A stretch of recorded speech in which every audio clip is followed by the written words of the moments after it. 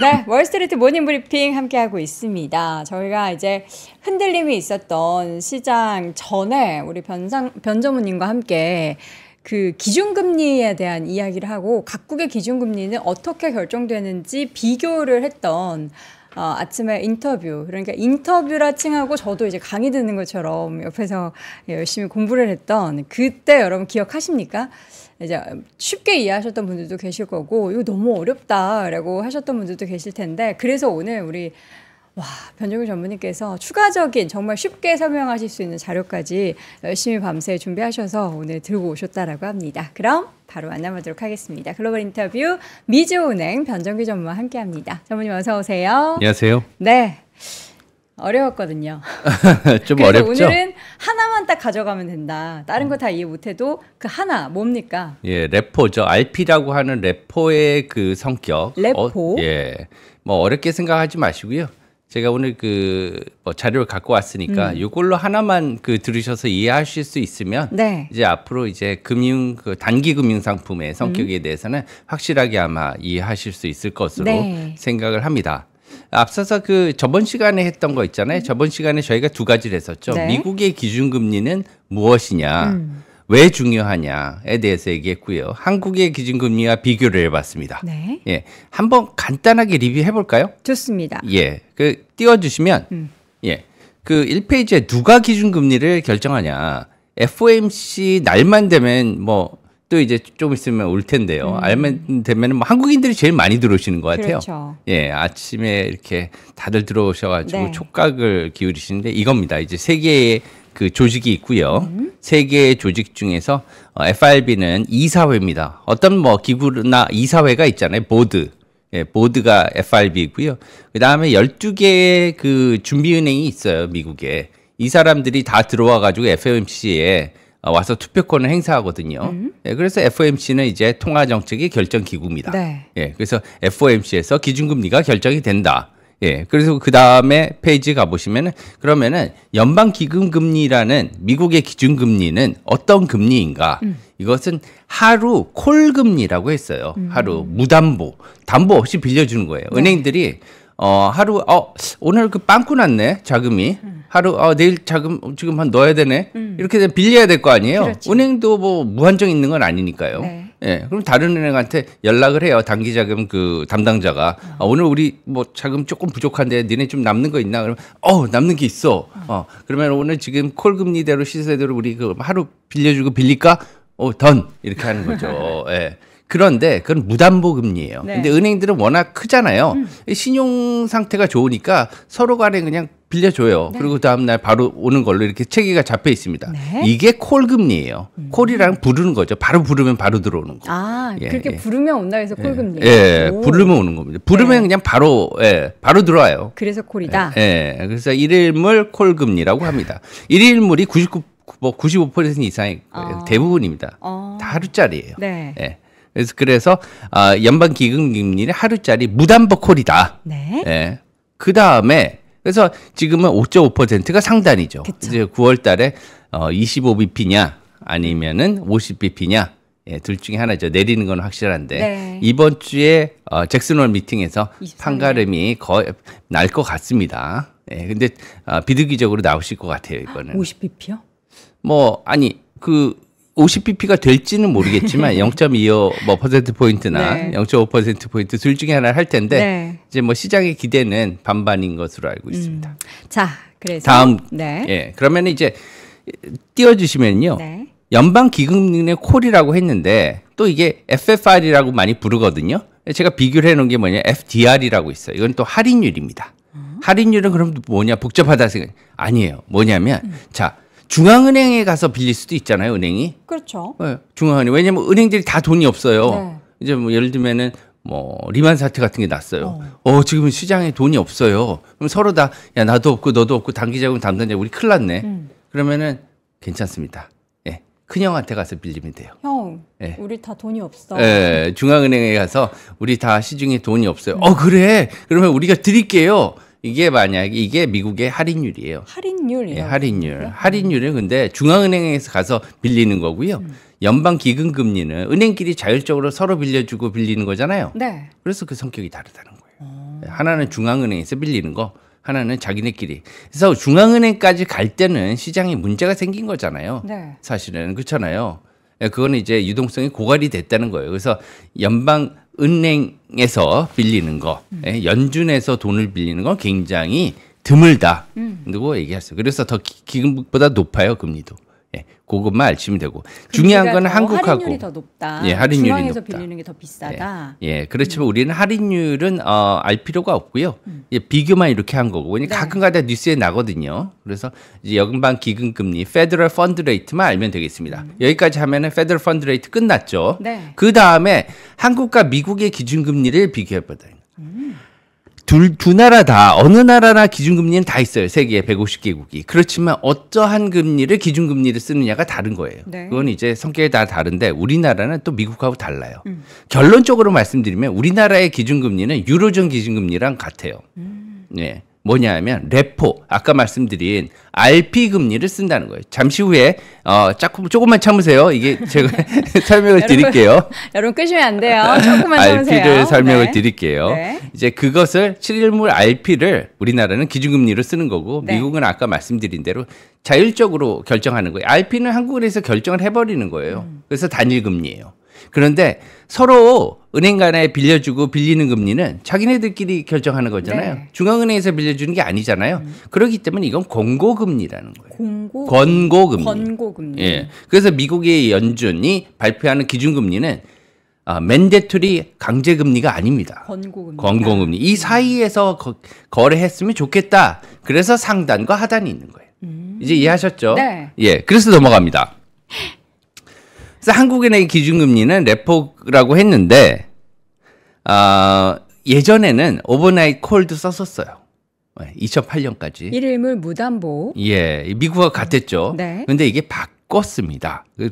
바뀌었어요. 근데 레포로 넘어갈게요. 네. 레포라는 것은 리포제션, 압류한다는 뜻도 있고요. 네. 리퍼처스 어그리먼트라고 해서 다시 사온다는 얘기도 있어요. 그렇지만 이 보시면 리퍼처스 어그리먼트라고 생각하시면 굉장히 편해요. 왜 그러냐면 다시 사온다는 거예요. 다시 사온다. 예. 우선 그 그래프를 한번 볼게요. 요게 그래프입니다. RP 거래 과정이 이렇게 돼요. 뭐냐면 거래 시점이 있고 만기 시점이 있어요. 이것도 금리 거래잖아요. 어떠한 그 이자율을 주고 하루를 빌리는 거예요. 그렇기 때문에 모든 금리 거래는 만기가 있습니다. 네. 주식 거래는 만기가 없죠.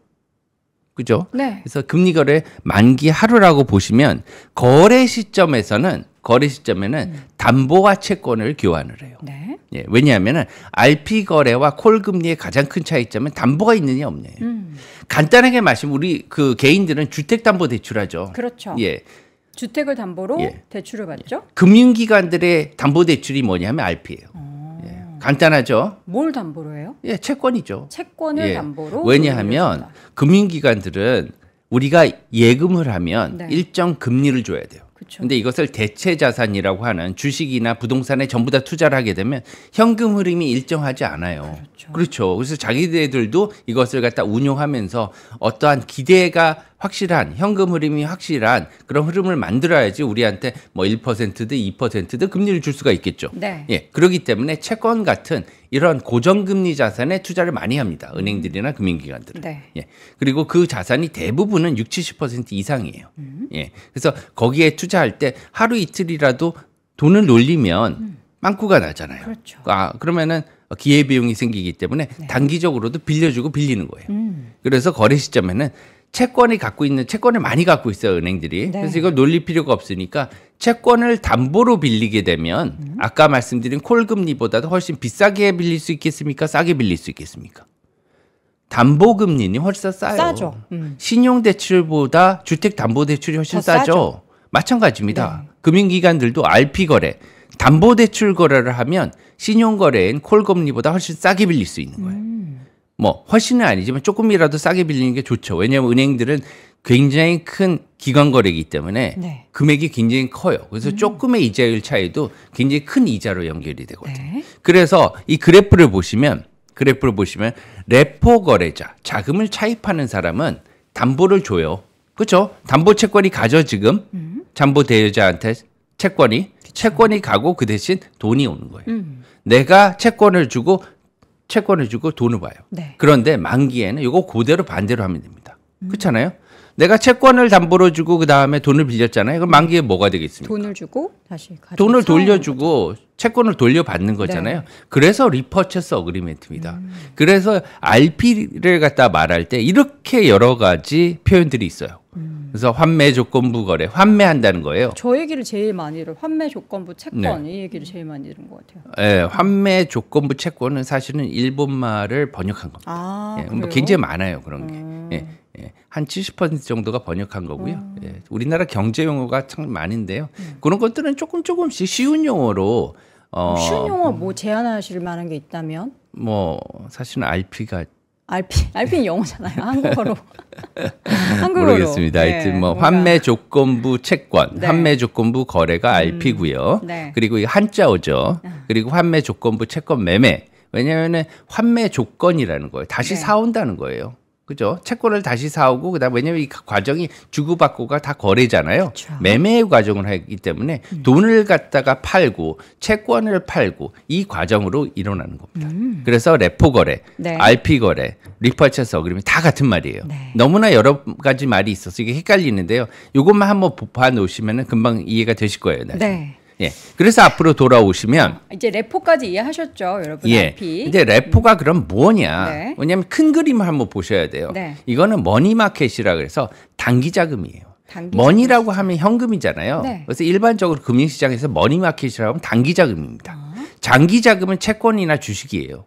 우리가 보통 머니마켓 펀드 이렇게 얘기 단기 많이 배. 하죠. 그게 네. MMF잖아요. 네, MMF가 이런 것들을 넣은 거예요. 네. MMF 안에 이 콜이나 RP나 양도성 예금 증서나 기업 어음이나 단기 사채를 넣은 거예요. 그래서 이게 전부 다 단기 자본시장 거래랍니다. 예, 1일에서 최장 1년을 넘지 않아요. 1년 미만. 예, 그것을 단기라고 합니다. 네. 예, 근데 보통 이제 뭐 1개월, 3개월 미만이 대부분이고요. RP나 뭐 콜 같은 경우에는 일일물 거래, 하루 오버나이트 거래가 대부분이라고 생각하시면 됩니다. 네. 그래서 대표적인 하루짜리 거래, 단기 자금 거래가 콜과 RP 거래, 환매 조건부 매매인데 예, 두 개의 성격을 이제 비교를 해볼게요. 이렇게 보니까 큰 그림사에서 왜 RP가 콜이 단기 자금에서 중요한지 아시겠죠? 은행들이나 금융기관 거래인데 금융기관들이 하루짜리 거래가 필요하다. 돈이 남거나 아니면 부족할 때는 바로 전화를 해서 이걸 빌릴 수가 있고 빌려줄 수가 있는 거예요. 콜 거래는요. 여기 보시다시피 일시적인 자금의 과부족, 남거나 부족할 때 메워주는 거래인데 가장 중요한 거는 무담보 거래다. 무담보 거래. 그 밑에 RP는 채권을 담보로 한 거래. 네. 채권 담보는요. 보통 국채나 통한채 같이 굉장히 신용도가 높은 채권을 주로 다룹니다. 회사채는 안 넣어요. 예. 그래서 그리고 콜머니, 콜론이라는 말도 심심찮게 뉴스에 나오더라고요. 네. 이게 콜머니는요. 빌릴 사람이 얘기하는 측면이에요. 빌릴 때 콜머니라고 하고요. 콜론은 이제 론 준다고 그러잖아요. 네. 그래서 대출할 때입니다. 예. 그래서 레포 거래는 최장 6개월인데 이것도 둘 다 하루짜리 거래가 대부분이다. 이렇게 하면 RP와 콜을 정확히 이해하셨을 것으로 생각합니다. 네. 예. 여러분 이해하셨죠? 예. 예. 그래서 결론. RP는 굉장히 아름다운 구조라는 거예요. 아름답다. 예, 옆에 장미가 있잖아요. 네. 예, 너무 아름다워요. 저는 RP 거래를 보면 너무 아름답다. 이런. 어떤 면에 있어서 아름다울까요? 예, 옆에 써놨습니다. 네. 거래 형태가 너무 정교해요. 정교하다. 예, 정규하다가 아니라 정교. 예, 정교하다. 그래서 군더더기가 없다. 왜냐하면 채권을 빌려주고요. 그 안에서 자금을 빌리고요. 사실 헷갈리기도 하지만 무엇이 목적인지. 왜냐하면 채권이 필요하면 돈을 주고 채권을 가져올 수가 있고, 그렇죠. 예, 돈이 필요한 사람은 채권을 주고? 채권을 주고 돈을 갖고 있어요. 두 가지 목적이 다 가능해요. 네. 예, 그리고 효율적인 모양으로 빚어졌어요. 왜냐하면 금리도 굉장히 낮게 빌릴 수가 있잖아요. 예, 그리고 자기가 갖고 있는 이런 아이들 채권, 예, 아이들 채권 이렇게 놀고 있는 채권들을 네. 갖다가 이용해서 그것을 담보로 주고 빌릴 수가 있으니까 효율적이죠. 효율적이다. 예, 그리고서 상대방의 신용 리스크에 노출이 적잖아요. 대부분 그걸로 커버가 되니까. 네. 예, 그렇기 때문에 금융기관들 사이에서 굉장히 이것을 잘 선호를 하고요. 그래서 미국이 이것을 기준금리로 정한 겁니다. 예. 그래서 기준금리뿐만이 아니라 네. 미국이야 우리나라가 기준금리로 정한 겁니다. 우리나라는 지금 7일물 RP가 예, 7일물 RP를 우리나라 기준금리로 쓰고 있고요.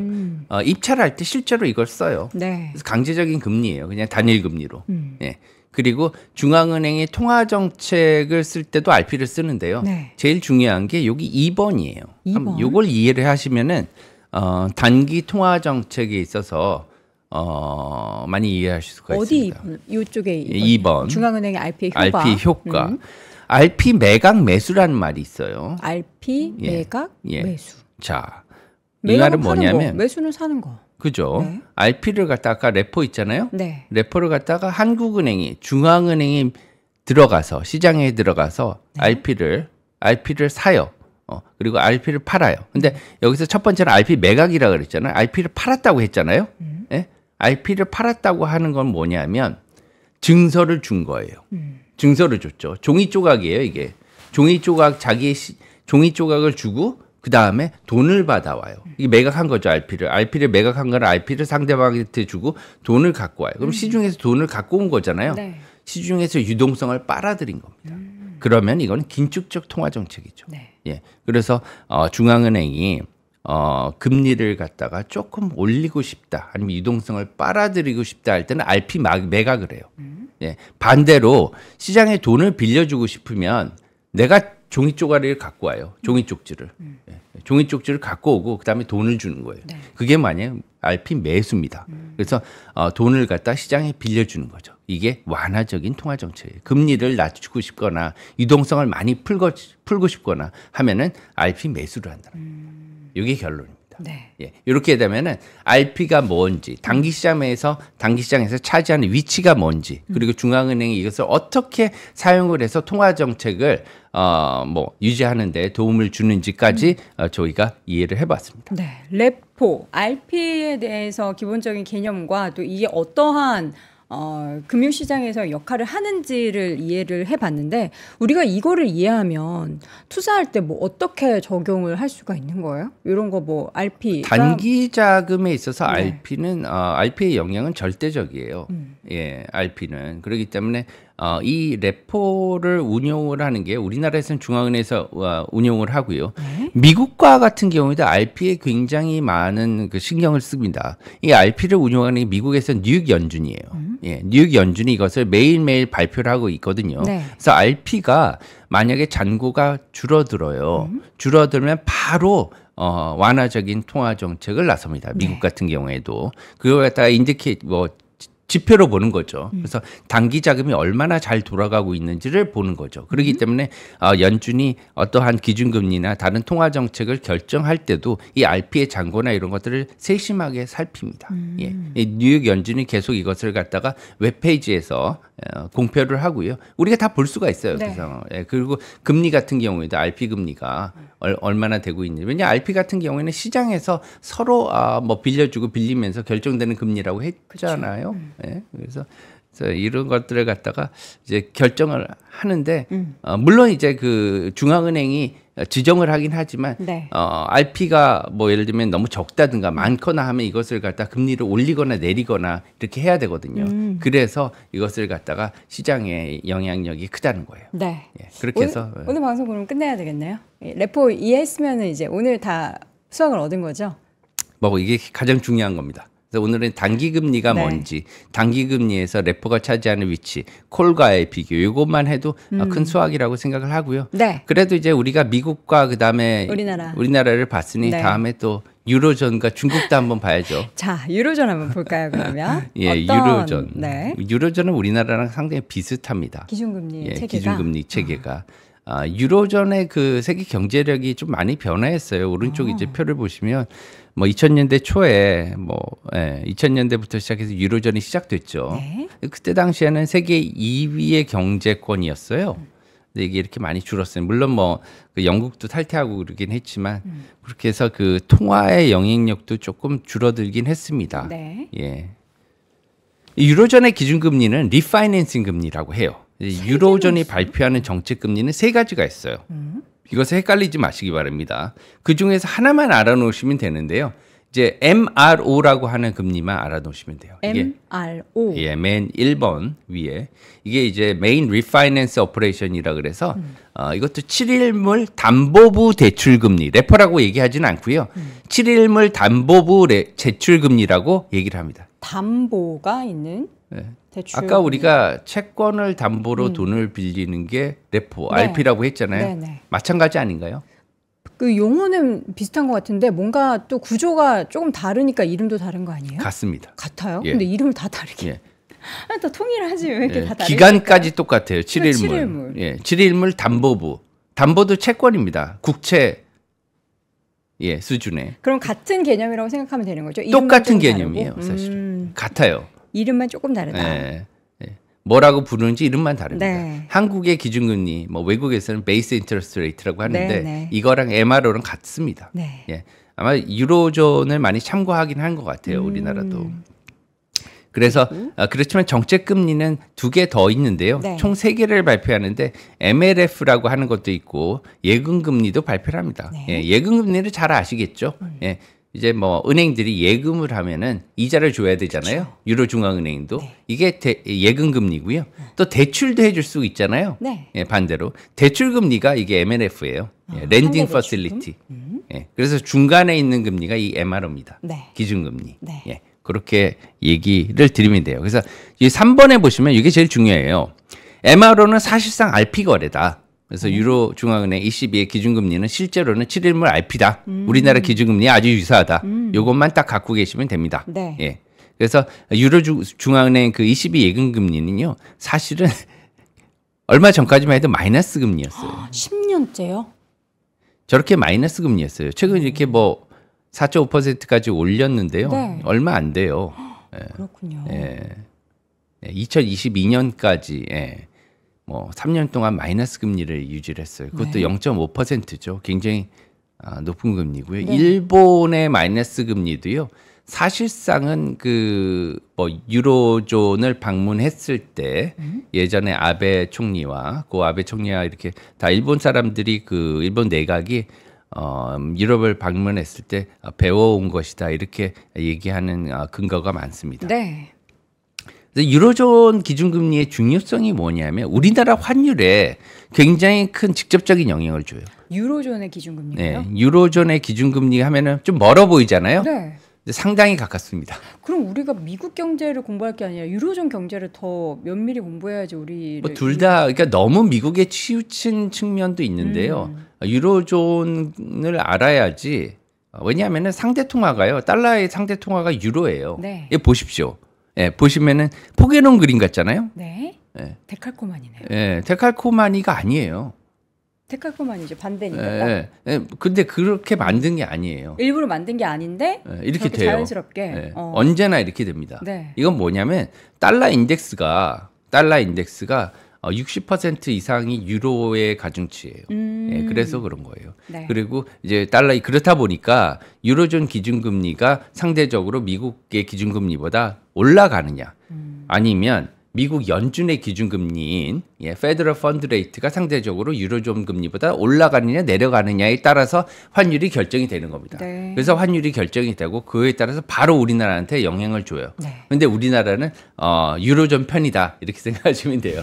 정치적인 거 없습니다. 네. 그냥 경제적으로 편하게 이해하시라고 생각하면 돼요. 네. 유로가 가는 방향에 따라 원화도 간다고 생각하시면 돼요. 다음입니다. 이제 마지막으로 중국의 기준금리 한번 볼게요.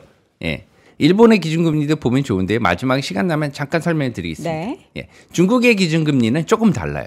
예. 어떻게 예. 다르죠? 뭐냐면 이거는 이제 론 프라임 레이트라고 하는 것을 기준금리로 인식을 합니다. 인식을 한다는 건 뭐냐면 인민은행이 지정하는 건 아니고요. 이것을 갖다가 시장금리를 갖다가 취합을 해서 하는 시장금리 형태긴 해요. 네. 그렇지만 이 론프라임 레이트 실질적으로는 인민은행이 관여를 하기 때문에 정책금리라고 볼 수가 있는 겁니다. 네. 그래서 이것은 뭐냐면 1년 만기 1년 만기 우대금리. 예를 들면 은행에 가면 뭐 신용이 좋은 사람들한테는 우대금리를 주잖아요. 네. 이 우대금리 1년짜리 만기가 론프라임 레이트 1년짜리고요. 5년짜리 우대금리가 LPR 5년짜리입니다. 그래서 이 두 가지를 기준금리라고 생각을 하는데요. 그 중에서도 1년짜리를 중국의 기준금리로 인식하고 있어요. 이 말은 뭐냐면 중국은 우리의 기준금리가 이거다라고 명시적으로 말하지는 않았기 때문에.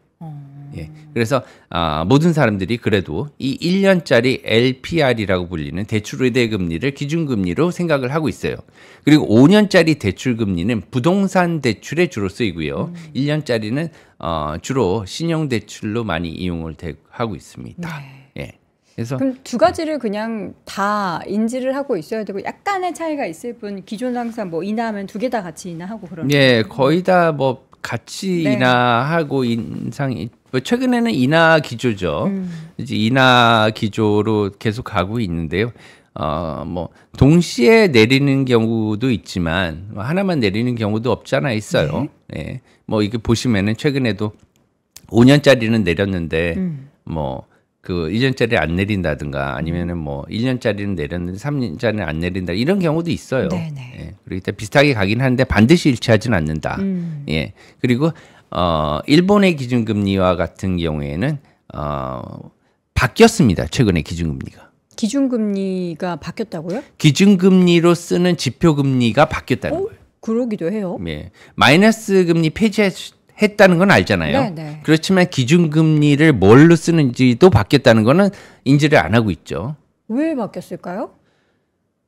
마이너스 금리일 때는 일본의 기준금리가 뭐였냐면 은행들이 네. 중앙은행에 예금했을 때 지급해야 할 이자율을 말을 했습니다. 그 말은 뭐냐? 마이너스 0.1%였잖아요. 네. 예, 올해 1월까지.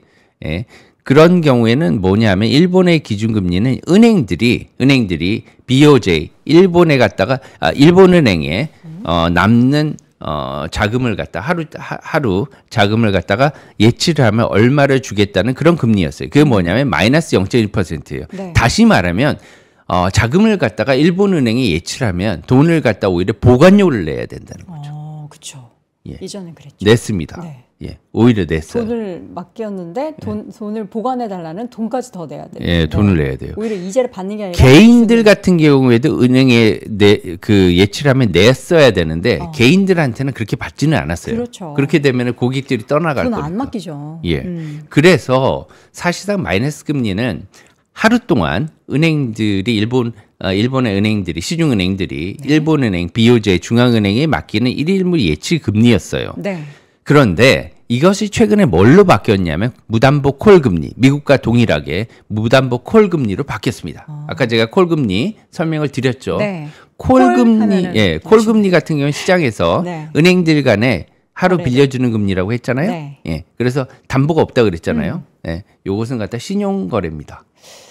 왜 이렇게 바뀌었을까요? 왜냐하면은 2016년에 마이너스 금리를 최초로 도입을 했었어요. 아베노믹스의 일환으로. 네. 근데 그 전에도 일본은 콜 금리를 기준금리로 썼었습니다. 그래서 이걸 갖다가 이제 그 플러스 금리로 전환을 하면서 예전으로 회귀했던 거죠. 그래서 마이너스 금리는 아베노믹스로 인한 완화적인 그런 통화 완화 정책, 이슈적인 통화 완화 정책이었기 때문에 이것을 폐기하고 예전으로 돌아갔다고 생각하면 편한 거죠. 지금 쭉 제가 뭐 이해를 100% 했는지는 모르겠는데 보면은 각국의 통화 금리에 있어서 기준금리에 있어서 담보가 있는 금리가 있고 그냥 신용으로 하는 금리가 있어요. 그러면은 그거는 뭐 자국의 뭔가 자신감인 건가요? 아니면은 담보를 하면은 조금 뭔가 보수적으로 금리를 책정을 하는 건지 뭐 어떤 차이가 있는 거예요? 담보가 굉장히 있고 없고가? 중요한 질문이세요. 왜냐하면 금융시장에 있어서 금융시장에서 민간의 영향력이 극대화되고요. 시장에 대해서 자신감이 큰 나라는 결과적으로는 뭐 콜 금리를 해도 큰 문제는 없습니다. 그냥 신용으로. 예, 네. RP 거래는 조금 더 중앙은행의 영향력이 좀 강하게 되는 거죠. 예, 뭐 그런 차이는 있고요. 네. 그리고 미세하게 통화 정책의 방향도 RP와 콜은 다르잖아요. 예, 콜은 이제 시장에서 시중은행들 간에 결정이 되는 거고요. 그렇죠. RP는 중앙은행이 결정을 하고 개입을 하는 거래이기 때문에 조금 더 시장의 질서를 중앙은행이 나라에서 통제할 수 있는 범위가 넓어요. 예, 이런 것들의 차이가 조금 있습니다. 나라마다 그래서 어떠한 지표 금리를 기준 금리를 정하는지 다 다른 거예요. 네. 예.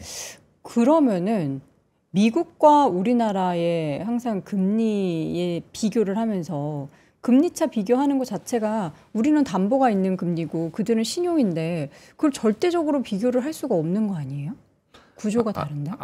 그런데요. 비슷합니다. 사실은 비슷해요, 또? 비슷해요. 이게 단기 금리예요. 네. 왜 기준 금리를 단기 금리로 책정하느냐가 또 중요합니다. 이게 하루짜리 대부분 금리잖아요. 네. 단기 금리. 단기 금리를 규정을 하면은요. 이게 단기 시장에 영향을 주고요. 단기 시장에 영향을 주면 이게 계속해서 조금 더 장기로 이렇게 전파가 돼요. 장기 금리를 규정을 하게 되면 단기 시장을 규율하기가 상당히 어려워져요. 네. 그렇기 때문에 모든 국가가 단기 금리, 짧은 금리를 갖다가 기준 금리로 삼고 있다는 거예요. 자, 여러분 지금 계속 댓글창에 처음에 이제 우리 변전무님 똑똑하다. 두 번째로는 이건 돈 주고 들어야 될 강의다. 세 번째로는 돈 주고도 듣겠는데 이해를 내가 100% 못하니까 다시 봐야겠다. 괜찮아요. 왜냐하면 이게 처음에 이해를 다 못하신 건 당연합니다. 그래요? 하지만 저희가 수학 문제를 처음 풀 때요. 네. 어렵다 그렇지만 나중에 이것을 여러 번 풀고 계속 들으면은 자기 자신이 이게 소화를 하게 되거든요. 그쵸. 그래서 처음에 이것을 듣고 나신 다음에 나중에 다른 금융 관련 지식을 접하실 때는 많이 다르실 거예요. 네. 이제 뭐 레포 이런 거 나오면 나 이거 알아. 이거 어떤 구조인지 알아. 콜 금리 그래 콜 외치고 이런 식으로 이제 저희가 나눴던 그 대화를 생각하면서 빠르게 이해할 수가 있는 거잖아요. 네. 조금이라도 도움이 되셨으면 좋겠습니다. 그럼요. 자, 오늘 또 아침에 자료까지 또 추가적으로 만들어 주시면서 우리가 금리, 각국의 금리 체계를 이해하는데 정말 많이 도움이 됐을 것 같고, 요거는 영상을 저희가 항상 따로 클립을 올려드리니까 이번 영상도 그렇고요. 지난번 이제 약 한 달 전이었을 겁니다. 그때 영상도 꼭 함께 참고해 보시면 좋겠습니다. 자, 오늘 미주온의 변정기 전무와 함께 했습니다. 전무님 고맙습니다. 감사합니다. 좋은 하루 되세요. 자, 월스트리트 모닝브리핑 오늘 함께 하셨습니다. 오늘 비도 오고 그러니까 축축 처지죠. 그럴 땐 여러분, 홍삼 한 포 드시며 힘이 그냥 불끈불끈 납니다. 저희가 정말 어렵게 이 제품을 이 회사를 또 모셨거든요. 들몰 길가 홍삼이라는 제품인데요. 저희가 여러분들 뭐 추석 때 사실 뭐 일가 친척들이나 주변 지인에게 선물할 일도 많은데 그 선물하기 전에 이게 정말 좋은가? 여러분 먼저 느껴보시라고 제가 조금 더 빨리 가져왔습니다. 한 2주 정도 여러분이 드셔보시면서 요거 효과 괜찮네, 좋다 싶으면은 바로 또 선물도 하실 수 있게 저희가 33% 할인 구성으로 가지고 왔습니다. 기존에는 한 달분 13만 4천 원인데요. 저희가 4포 기준으로는 6만 7천 원인데 이거를 33% 할인을 해 드립니다. 여러분 미리미리 요거 챙겨 두시고 그래야 추석 때 딱 좋게 선물을 하실 수 있는 거예요. 그리고 패키지 자체도 굉장히 고급스럽고 여기 보니까 6년근이 가장 좋은 거 아시죠? 6년근 홍미삼 100%가 함유가 됐습니다. 자, 월모부 여러분 내일 오전 6시에 다시 돌아올 거고요. 이렇게 건강한 음식 잘 챙겨 드시고 여러분 건강하게 내일도 오전 6시에 다시 돌아오겠습니다. 자, 여러분 오늘도 고맙습니다. 박근영, 이선영, 사경인, 염승환 투자 마스터들의 세심한 케어로 건강한 투자 습관을 만드세요. 3프로 멤버십 3프로 앱에서 확인하세요.